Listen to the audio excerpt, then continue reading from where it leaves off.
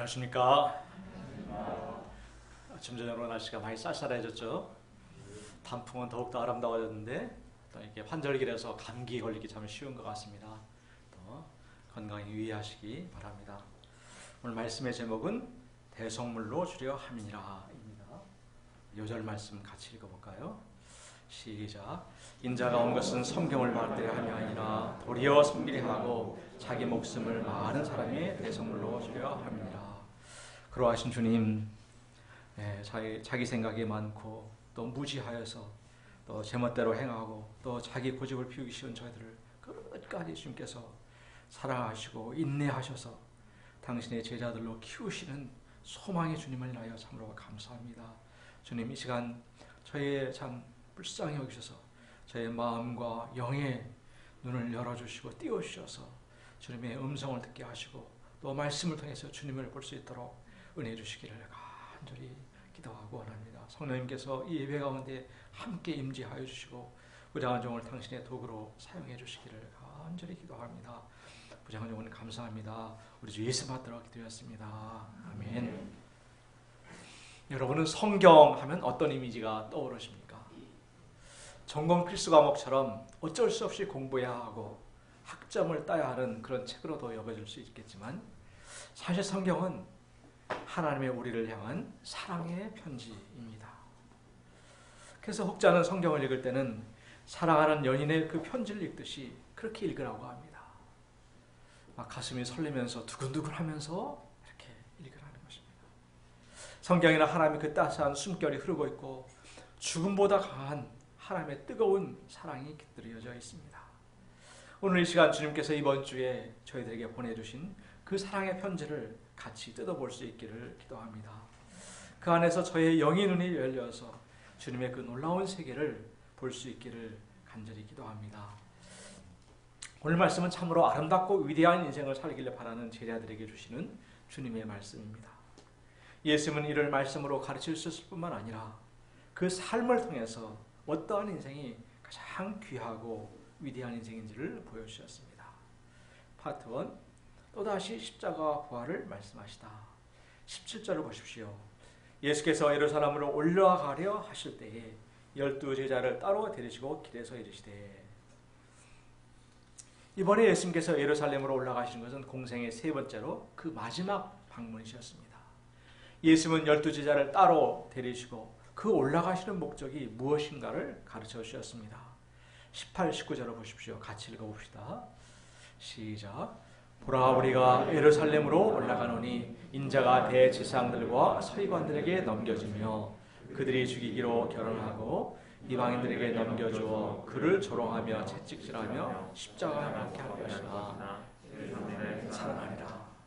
16장, 17장에서도 비슷한 내용을 말씀하셨지만 이번에는 어떻게 고난과 죽음을 당하게 되는지를 아주 생생하게 가르쳐 주셨습니다. 그리고 3일에 살아나리라 분명하게 말씀하셨습니다. 이는 예수님의 그 죽으심이 어쩌다가 일어난 사건이 아니라 하나님의 그 분명한 섭리와 인도하신 가운데 일어난 사건임을 말해주고 있습니다. 선자 이사야도 이미 BC 700년경에 메시아가 당할 그 순환과 그 의미에 대하여 예언해 주었습니다. 이사야는 마치 도수장에 끌려가는 어린 양처럼 그 모진 곤욕 속에서도 입을 열지 않으실 메시아의 모습까지도 상세하게 예언하고 있습니다. 예수님의 그 찔리고 상함, 채찍에 맞음과 죽임은 바로 우리의 죄악 때문인 것과 우리의 죄악을 하나님께서 그에게 담당토록 하셨음을 말해줍니다. 이로써 우리가 나음을 입고 평화를 누리고 새 생명을 얻게 되었습니다. 예수님께서는 현재 그 말씀의 의미를 잘 알아듣지도 못하고 반발한 제자들에게 이렇게 반복해서 3번씩이나 죽으심과 부활에 대하여 강조하여 말씀하고 계시는 것은 이것이 바로 복음의 핵심이기 때문입니다. 십자가 없는 영광을 꿈꾸고 있는 제자들이 반드시 깨닫고 영접해야 할 생명의 진리가 되기 때문입니다. 절대로 그런 일이 일어나서는 안 된다고 반발하던 그 베드로는 후에 이 진리를 심령에 깨닫고 성도들에게 이렇게 권면하고 있습니다. 오히려 너희가 그리스도의 고난에 참여하는 것으로 즐거워하라. 이는 그의 영광을 나타내실 때에 너희로 즐거워하고 기뻐하게 하려 함이라. 파트, 주의 우편에 주의 좌편에 앉게 하소서. 이렇게 예수님께서 진지하게 말씀하고 계실 때 정말로 엉뚱한 사건이 벌어졌습니다. 20절, 21절을 보십시오. 그때 세베대의 아들의 어머니가 그 두 아들들을 데리고 예수께 와서 절하며 무엇을 구하니? 예수께서 이르시되 무엇을 원하냐 이르되 나의 두 아들을 주의 나라에서 하나는 주의 우편에 하나는 주의 좌편에 앉게 명하소서. 이 어머니는 살로메로 예수님의 어머니 마리아의 동생이었으며 두 아들은 수자 그룹의 야고보와 요한이었습니다. 이들은 이모 찬스, 엄마 찬스를 이용해서 예수님께 인사청탁을 하고 있는 것입니다. 이들의 관심은 온통 누가 예수님의 좌우편의 그 핵심 요직을 차지하는가에 있었습니다. 그들은 예수님의 그 뜻과 사역에는 아무런 관심이 없고 오로지 자기 뜻에만 관심이 있었습니다. 그래서 이들에게는 예수님의 말씀이 하나도 들리질 않았습니다. 왜 이렇게 이들이 되어버렸을까요? 요즘식으로 말하면 아마 주요 일간지 대권 후보 여론조사에서 예수님의 이름이 늘 올라오고 또 타 경쟁자들을 따돌리고 압도적인 지지율을 아마 예수님이 보였을 것 같습니다. 또 현재도 예루살렘으로 가시는 그 길에 수많은 무리가 따르고 있었습니다. 그에 대해서 예수님은 바람과 파도까지도 말씀 한마디로 잠잠케 하시는 그 슈퍼 파워를 갖고 계심을 그들은 분명히 보았습니다. 제자들은 예수님이 예루살렘에 입성하기만 하면 저 불의한 헤롯 정권이 쫓겨날 것이고 그렇게 고대하던 메시아 왕국이 세워질 것을 믿었습니다. 얼마 전에 예수님께서 세상이 새롭게 되어 인자가 자기 영광의 보좌에 앉을 때에 나를 따르는 너희는 12보좌에 앉아 이스라엘 12지파를 심판하리라 말씀하시자 그 믿음이 더욱더 확고해진 것 같습니다. 그들은 예수님께서 이루시는 그 나라를 현세적이고 정치적인 나라로 생각했습니다. 그 나라에서 예수님은 다윗 왕처럼 이스라엘을 통치하는 왕이 될 것이고 제자들은 그 신하로 자연히 그 나라를 다스리게 될 것이라고 생각했습니다. 십자가와 부활의 말씀은 고진감래, 쓴 고생을 지나면은 아주 다른 그런 기쁨이 온다는 정도의 비유의 말씀 정도로 치부하였습니다. 견디기 힘든 수치와 조롱, 극심한 고통의 죽음을 앞두고 계신 예수님께서 이런 말을 하고 있는 이들을 볼 때 정말 얼마나 한심하고 절망이 되었을까요? 만약 여러분이 예수님이라면 어떻게 했을까요? 이 속이 터져가지고 이런 정신 나간 사람들 당장 꺼지세요 이렇게 하며 몰아낼 수도 있었을 것입니다. 그런데 예수님은 그렇게 하지 않으시고 이들의 그 청탁 속에서 그들이 위대한 자가 되고 싶어하는 그 소원을 보셨습니다. 22절을 보십시오. 예수께서 대답하여 이르시되 너희는 너희가 구하는 것을 알지 못하노다. 내가 마시는 잔을 너희가 마실 수 있느냐? 예수님은 그들이 무엇을 현재 구하고 있는지 알지 못한다고 하셨습니다. 그들은 예수님의 좌우편에 앉는 것을 단지 다른 제자들보다 우월한 자리에 앉는 것이요 따라서 더 많은 권력을 갖고 섬김을 더 많이 받고 영광을 받는 자리로만 생각하였습니다. 이런 제자들에게 예수님은 내가 마시는 잔을 너희가 마실 수 있느냐 물으셨습니다. 이런 예수님의 좌우편에 앉으려면 예수님이 마시는 그 잔을 마셔야 한다는 뜻입니다. 여기서의 잔은 고난과 죽음의 잔입니다. 이들은 영광을 얻기 위해서는 무엇을 못하겠는가 생각하고 예수! 하고 힘차게 대답했습니다. 23절을 보십시오. 이르시되 너희가 과연 내 잔을 마시려니와 내 좌우편에 앉는 것은 내가 주는 것이 아니라 내 아버지께서 누구를 위하여 예배하였든지 그들이 얻을 것이니라. 예수님은 그들이 어떤 의도로 잔을 마시겠다고 했는지 잘 아셨고 또 후에 그들이 십자가 앞에서 도망칠 것도 알고 계셨습니다. 그럼에도 불구하고 그들의 대답을 하나님 앞에서의 한 소원으로 받아주셨습니다. 후에 이들은 부활하신 예수를 만나고 성령을 받은 후에는 그들이 소원한 대로 고난과 죽음의 잔을 마시게 되었습니다. 야고보는 12제자 중 가운데 가장 먼저 순교를 했고 요한은 94세까지 가장 오랫동안 살아남아서 주님을 위해서 많은 고난과 박해를 받았습니다. 그러나 예수님은 그들이 고난의 잔을 마신다고 할지라도 예수님의 좌우편에 앉는 것은 하나님의 주권에 달려있다고 말씀하셨습니다. 하나님 나라에서 얻게 될 그 영광스러운 지위는 우리 인간의 의지와 노력에 의해 결정되지 않습니다. 그러므로 서로 높은 지위에 오르고자 인간적으로 경쟁하는 것은 아무런 의미가 없습니다. 우리는 다만 현재 나에게 맡겨진 그 직분에 충성할 따름입니다. 파트 3. 많은 사람의 대속물로 24절을 보십시오. 10제자가 듣고 두 형제에 대하여 분이 여기거늘. 나머지 10제자가 분이 여긴 것을 보면 이들에게도 똑같은 야심이 있었다는 것을 알 수가 있습니다. 그래서 야고보 요한의 청탁을 넣음으로 선수 친 것에 대해서 열을 받아 했습니다. 그들은 배와 그물을 다 버려두고 모든 것을 내려놓고 예수님을 따랐다고 생각했습니다. 그러나 몸은 예수님을 따랐지만 그들의 마음은 여전히 세상에 있었습니다. 이런 제자들을 예수님은 불러 모으시고 말씀하셨습니다. 25, 27절을 같이 한번 읽어보시겠습니다. 시작. 예수께서 제자들을 불러다가 이르시되 이방인의 집권자들이 그들을 임으로 주관하고 그 고관들이 그들에게 권세를 부리는 줄을 너희가 알거니와 너희 중에는 그렇지 않아야 하나니 너희 중에 누구든지 크고자 하는 자는 너희를 섬기는 자가 되고 너희 중에 누구든지 으뜸이 되고자 하는 자는 너희의 종이 되어야 하라. 여기서 주관한다는 것은 군림하다라는 뜻입니다. 예수님은 사람들이 왜 길을 쓰고 높은 자리를 탐하는가를 먼저 설명해 주셨습니다. 힘을 가진 이방 집권자들은 백성들을 위해 군림하였습니다. 또 높은 관리들은 그들이 가진 권세를 부리고 온갖 특혜를 다 누렸습니다. 빽이 없고 줄이 없는 백성들은 어렵고 힘든 일을 만나도 어디서 도움을 구하기가 쉽지가 않았습니다. 억울한 일을 당해도 그것을 풀 길이 없었습니다. 그런 사회를 비난하고 정죄하던 사람들도 권력을 잡으면 이전에 했던 사람들과 똑같은 짓을 반복하고 있는 것을 우리는 보고 있습니다. 그래서 사람들은 체념과 자조 섞인 말로 억울하면 출세하라고 이렇게 말합니다. 인간 갈등이 있는 사회나 직장, 모임, 심지어는 가정에서도 그 밑바닥을 들여다보면 거기는 항상 권력을 향한 욕망이 있습니다. 모든 것을 내 중심, 내 뜻대로 하고 싶은 욕구가 있습니다. 사실 모든 권력은 하나님으로부터 주어지는 것입니다. 로마서 13장 1절은 권세는 하나님으로부터 나지 않음이 없나니 라고 말합니다. 하나님께서 주신 권력이기에 그 권력을 하나님의 뜻대로 사용해야 하지만 자기중심적이고 이기적인 인간이 그렇게는 할 수 없는 것 같습니다. 자신의 생존과 유익, 영광을 위해서라면 다른 사람들, 심지어는 가까운 가족들조차도 가차없이 처단해버리는 것을 우리는 종종 뉴스를 통해서 봅니다. 불의한 권력에 기댄 관리들은 백성들이 고통하건 말건 자신들의 유익과 안녕을 위해서 그 체제 수호에 목을 맵니다.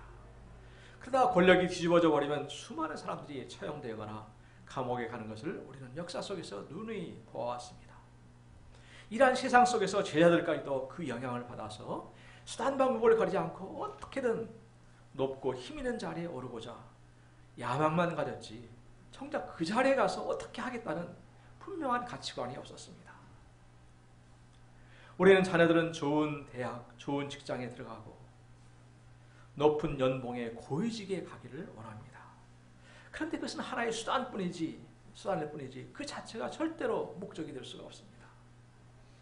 이들에게는 근본적으로 무엇을 위해서라는 분명한 가치관과 믿음이 필요합니다. 만약 그것이 희박하거나 없다면 세상 사람들과 우리가 다를 바가 무엇이겠습니까?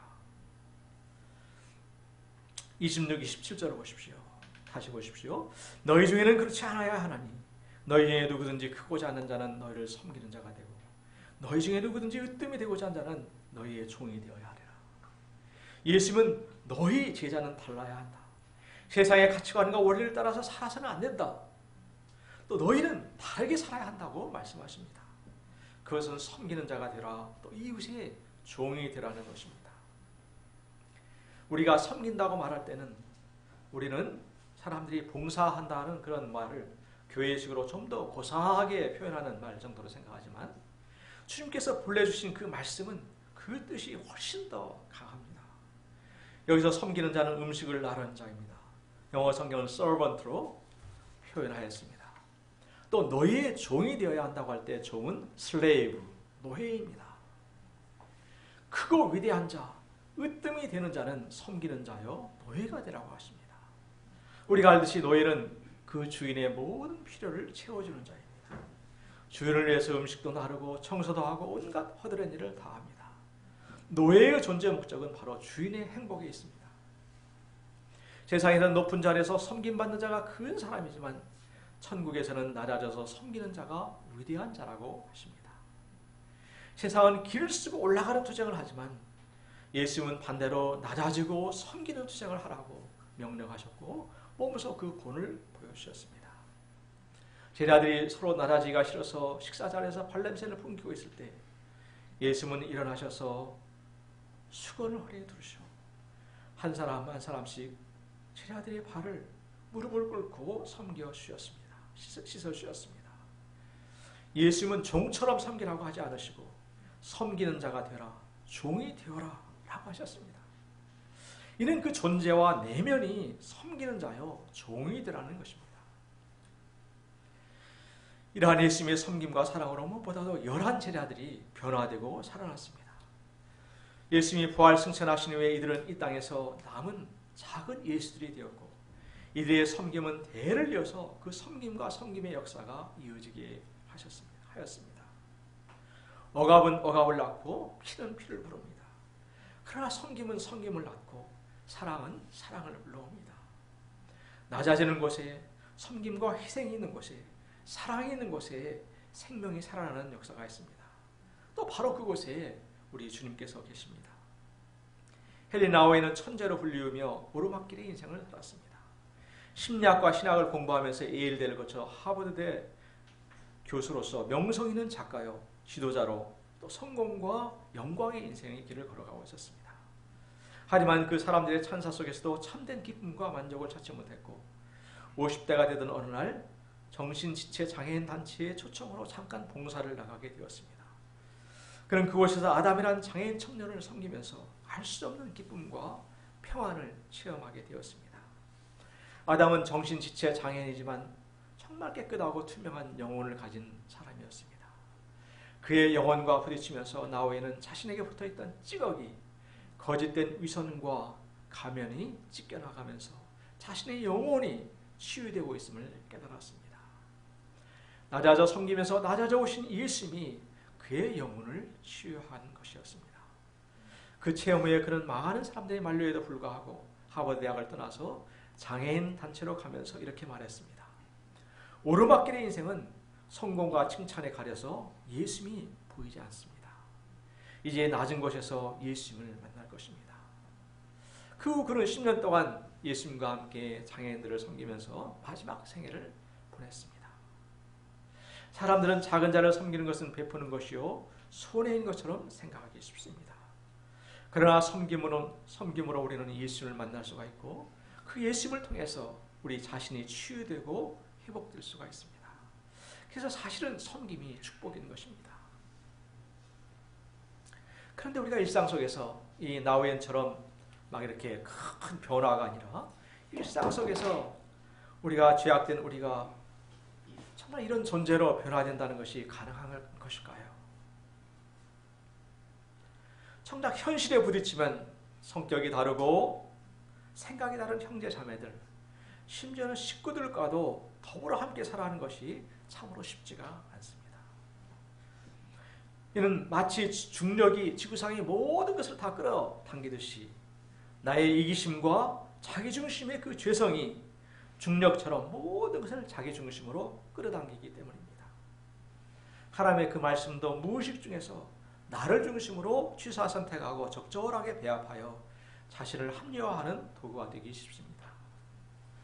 교회 내에서 섬기는 것도 심지어는 내가 위대해지기 위한 수단으로 섬기기도 합니다. 이는 그 동기와 목적이 사람들의 인정과 나의 영광이 있기 때문에 진정한 섬김이라고 말할 수 없습니다. 물론 안 섬기는 것보다는 100배 낫습니다. 순수하지 못해도 그렇게라도 섬기는 과정에서 사람들과 부딪히면서 자신의 좁은 자아, 모순된 자아, 이중적인 나, 죄악된 나를 발견해 나갈 수 있기 때문입니다. 또 정말로 헌신적으로 열심히 섬겼는데 후에 반응이 신통치가 않을 때 아무것도 남는 것이 없어 보이고 내가 마치 헛수고한 것처럼 보일 때 그래서 막 마음의 무기력과 또 분노가 들고 막 그런다면은 또 그래서 만약에 관계성이 파괴되어 버린다면 그건 차라리 안 섬기는 것만 못할 수도 있습니다. 주님께서는 제자들과 우리들의 이러한 한계를 아시고 28절 말씀을 더해 주셨습니다. 우리 28절 말씀을 다 같이 읽어볼까요? 시작. 인자가 온 것은 섬김을 받아야 함이 아니라 도리어 섬기려 하고 자기 목숨을 많은 사람의 대성물로 주려 함이라. 이 말씀은 그 예수님의 생애와 사역을 한마디로 요약해주고 있습니다. 여기서 인자는 다니엘서 7장의 예언을 기초로 볼 때 옛적부터 계셨고 현재도 계시고 미래에도 영원히 다스리실 영원한 왕을 말하고 있습니다. 모든 만물들로부터 찬양과 경배와 섬김을 받으시기에 합당하신 하나님이십니다. 세상은 거대한 것을 자랑하고 힘을 자랑합니다. 그런 것들을 통해서 사람들을 굴복시키고자 합니다. 다음, 여기 왼쪽에 보이는 불상은 중국 윈난성에 있는 것으로 그 높이가 204m라고 합니다. 우리 63빌딩이 한 240m 정도 되니까 63빌딩만한 빌딩을 그 불상을 세워놓은 것입니다. 철근만 15,000톤이 들어갔다고 합니다. 거기에다가 104kg의 금을 들여서 화려하게 치장하였습니다. 시멘트 덩어리 우상이기 때문에 이렇게 외모라도 꾸며서 사람들의 숭배를 이끌어내고자 하는 것입니다. 또 오른쪽은 여러분이 그 잘 아는 그 나라의 열병식 광경입니다. 속이 비어있기 때문에 어떻게든 이 대내적으로 과시를 한다고 생각이 됩니다. 그런데 우리 주님은 어떠합니까?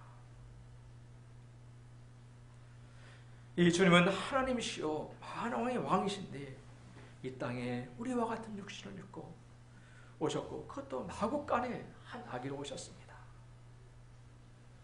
예수님의 인생은 마국간에서 시작하셔서 십자가로 끝나셨습니다.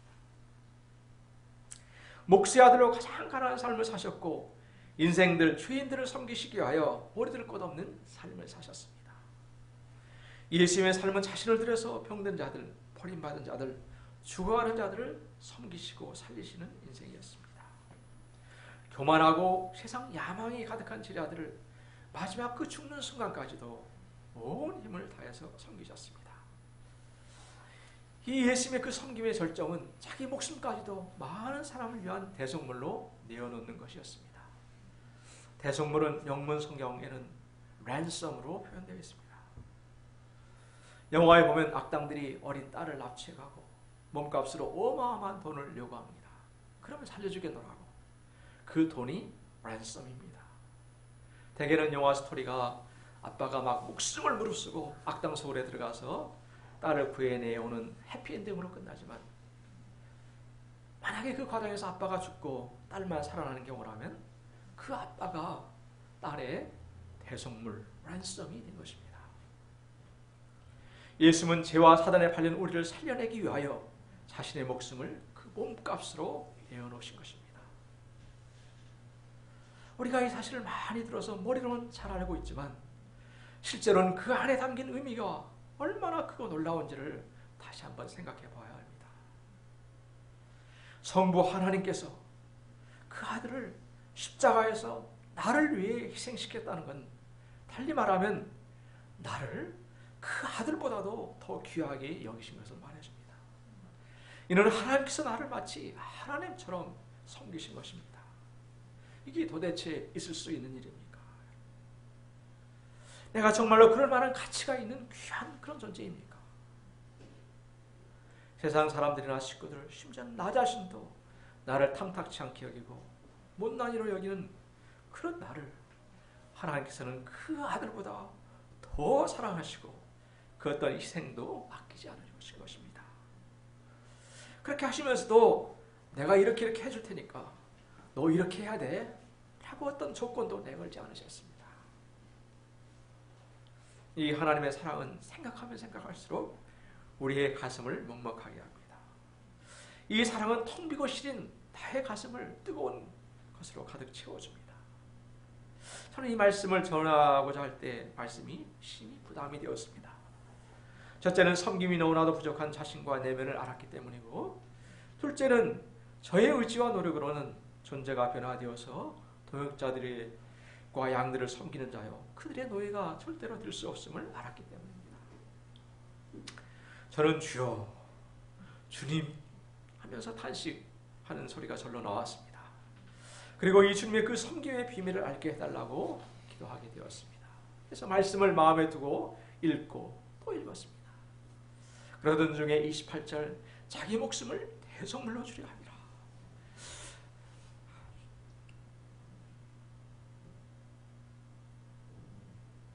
라는 그 말씀이 제 마음을 파고들었습니다. 이 비천하고 버러지와 같은 자를 하나님께서 마치 하나님처럼 섬겨주셨다는 사실은 제 마음에 큰 감동과 감격으로 다가왔습니다. 제 마음이 그 크고 놀라운 사랑으로 다시 따뜻하고 풍성하게 되었습니다. 왼쪽에는 그 물그릇과 같은 그 마음에서 오른쪽 물그릇과 같은 마음으로 변화가 일어나는 것입니다.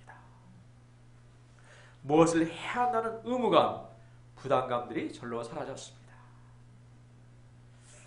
제 마음이 하나님의 사랑으로 채워지자 신기하게도 가까이 옆에 있는 사람들의 힘들어하는 마음이 거울처럼 바로 전달되고 느껴졌습니다. 생생하게 그 마음이 이해가 되니까 불쌍히 여기는 마음이 절로 들었습니다. 따로 만나서 대화해주고 위로해줘야 되겠구나 생각들로 자연히 이어지게 되었습니다. 이 일련의 경험들을 통해서 우리 인간은 누구나 주의 고하를 막론하고 힘든 현실 속에서 스트레스와 아프고 시린 상처들을 안고 살아가고 있음을 다시 한번 느끼게 되었습니다. 우리 왼쪽 물그릇처럼 마음이 비어있을 때는 아무리 이웃을 섬기려고 해도 잘 되질 않고 도리어 스트레스만 더해질 뿐입니다. 억지로 하려다가 자신도 모르게 튀어나오는 짜증 섞인 말이나 표정으로 상대방에게 상처를 주기가 쉽습니다. 또 그런 상태로 절대로 지속적으로 이웃을 섬길 수도 없습니다. 우리가 진정으로 섬김으로써 행복한 인생이 되기를 원한다면 먼저 이 하나님의 거룩하고 놀라운 사랑, 그 끝없는 사랑으로 채워져야만 합니다. 엄마가 깐난 아이를 24시간 돌보면서도 아무리 힘들어도 그 엄마는 짜증을 내는 법이 없습니다. 늘 그 얼굴에는 기쁨과 미소가 있습니다. 이것은 그 아이를 사랑하기 때문입니다. 같은 원리라고 생각이 됩니다. 29, 30절을 보십시오. 우리 같이 한번 읽어보시겠습니다. 시작. 그들이 여리고를 떠나갈 때에 큰 무리가 예수를 따르더라. 맹인 두 사람이 길가에 앉았다가 예수께서 지나가신다 함을 듣고 소리질러 이르되 주여 우리를 불쌍히 여기소서 다윗의 자손이여 하니. 이들은 아마 이전부터 예수님에 대한 소문을 들었던 것 같습니다. 들은 소문을 기초로 그들은 바로 예수님이야말로 다윗의 자손 곧 예언된 메시아이심을 믿었습니다. 그리고 예수님과 그 일행을 향하여 목청껏 외쳤습니다. 주여 우리를 불쌍히 여기소서 다윗의 자손이여. 이들이 볼 수 있는 유일한 색은 검정뿐이었습니다. 그들에게 세상은 어둠이었고 그들의 내면도 장래도 미래도 칠흑같이 어두웠습니다. 그들은 이런 자신들을 다만 불쌍히 여겨달라고 외쳤습니다. 그러자 무리들이 이 코로나 시대에 침 튀긴다고 조용히 하라고 막 입박을 질렀습니다. 그러나 이들은 더욱더 소리를 질렀습니다. 한 두음쯤 더 올려서 주여 우리를 불쌍히 여기소서 다윗의 자손이여. 이들은 이번이 마지막이라는 생각으로 다음 기회는 없다는 생각으로 이렇게 부르신 것입니다. 예수님은 그 가던 길을 멈추고 서셨습니다. 그리고 이들을 부르시고 너희에게 무엇하여 주기를 원하느냐 물으셨습니다. 이들은 주여 우리의 눈뜨기를 원하나이다 하며 그들의 소원을 분명하게 말하였습니다. 34절을 보십시오. 예수께서 불쌍히 여기사 그들의 눈을 만지시니 곧 보게 되어 그들이 예수를 따르니라.